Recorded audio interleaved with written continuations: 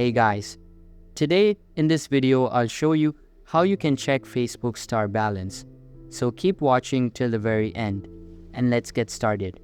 First of all, open the Facebook app and make sure the app is updated to the latest version available. After that, sign into your account and you will be on the home page. If you tap on the menu icon at bottom right corner of your screen, you can see that there is no Facebook stars feature present here. In order to access it, go back to the timeline of your account and tap on the search icon at top right corner of your screen. Here, search for orders and give it a go. Now, a bunch of results will be displayed, but you can see that there is an additional feature present at the top named Facebook Pay.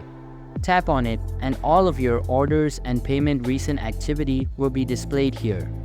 Now, tap on the Facebook Stars tab and you will be able to check your balance. As you can see, I don't have any activity regarding it, so there is nothing present here. So that's basically how you can check Facebook star balance. So that's all for this video. If you find this helpful, consider subscribing and giving this a big thumbs up. And I'll catch you in the next one. Thanks.